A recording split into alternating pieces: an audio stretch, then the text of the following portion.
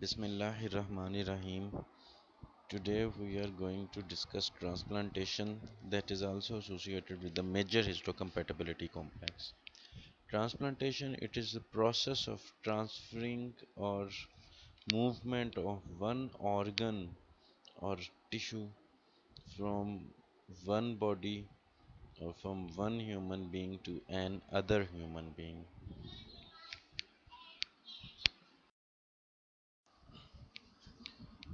So, when we talk about the transplantation, they are of various types: autograft, syngeneic graft, xenograft, and allograft. Autograft it is the transfer of tissue from the one site to another site of the same individual. Like for example, if there is a burn on some part of the body like on the chest, you can transfer the skin from the gluteal region of the same individual to the chest of the same individual. So it is the transfer of the tissue from one side of the body to another site in the same individual. Syngenic graft it is the transfer of the tissue between genetically identical twins, and it is almost always accepted, it is not rejected. So this is the most important thing about syngenic graph, that it is almost always accepted by the recipient. Xenograft. Xenograft is the transfer of the tissue between two different species, and in this case, in xenograft, the tissue that is always rejected by the immunocompetent recipient. Allograft it is a graft between genetically different members of the same species. For example, from one human being to another human being. Allografts they are usually in routine practice, but important thing about allografts is that they are usually rejected until unless the recipient he or she may take some immunosuppressive drugs, some immunosuppressive medicine, only then the allograft will be successful. Otherwise, the allograft that will be rejected.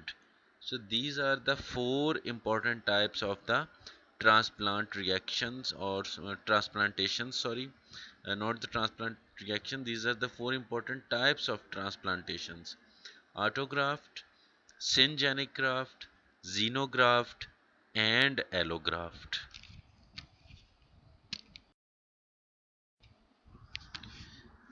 Now, from this slide onwards, we will study the different types of the reactions that are encountered in allograft. So, there are three important allograft reactions, which are classified as acute graft reaction. Then there comes the chronic graft reaction and hyperacute graft reaction. In acute graft rejection or acute graft reaction, whatever, this is basically rejection or reaction to the graft. So you can call it as graft rejection. So in acute graft rejection, what what is the main incident uh, that leads to this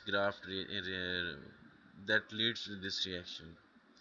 Initially, the vascularization of the grafted tissue that is going on normally, but afterwards, especially between day 11 to day 14 of the graft, there occurs marked reduction in the circulation of the blood and the cells, the inflammatory cells, which ultimately leads to necrosis. This is called as the primary or the first set reaction, and this is mainly due to a T cell mediated reaction. In secondary set reaction or accelerated reaction, if the same individual, he is again he encounters some graft, allograft from the same donor, the same individual will reject that graft in 5 to 6 days. Please note that initially in primary set reaction, that graft was rejected in 11 to 14 days. But if the same individual, he or she accept the graft from the same donor afterwards, that graft will be rejected in about 5 to 6 days, and this is called as accelerated or second set reaction. And it is mainly due to the memory T cells, the sensitized cytotoxic T cells that are already present in the sensitized uh, recipient. So this is the acute graft rejection.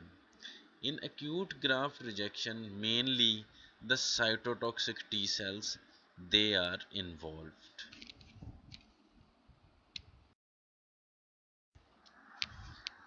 A chronic graft rejection that occurs months to years after the transplantation or after the engraftment. The main pathological finding in the chronic graft rejection is the atherosclerosis of the vascular tissue, atherosclerosis of the vascular endothelium. The immunologic stimulus that causes this chronic rejection, that is the minor histocompatibility antigens, and these antigens, they have allelic variants of normal proteins that differ both in the donor and the recipient. So the major inciting stimulus, you can say the major inciting stimulus, the major immunologic stimulus that is responsible for this chronic graft rejection is the minor histocompatibility antigen. And these minor histocompatibility antigens, they vary, their proteins vary, their proteins differ both in the recipient and the donor. Or these chronic graft rejection, they can also occur as a side effect of some immunosuppressive drugs also. So the main event is the atherosclerosis. However, it can also be a complication of various immunosuppressive drugs. So this is the chronic graft rejection. Note the important difference from the acute graft rejection. Acute graft rejection, it occurs in about 10 to 14 days initially, while this chronic graft rejection, it occurs after months or even years. In acute graft rejection, the main event, the main pathogenetic mechanism, that was the vascularization, the defect in vascularization, the defect in circulation. While in chronic graft rejection, the main pathological mechanism, that is the atherosclerosis, and it is this atherosclerosis that ultimately leads to the chronic graft rejection.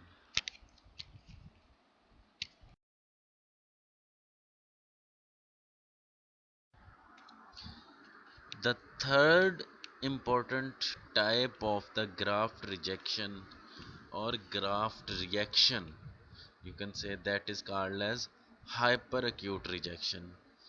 So this is in addition to this acute and chronic graft rejection.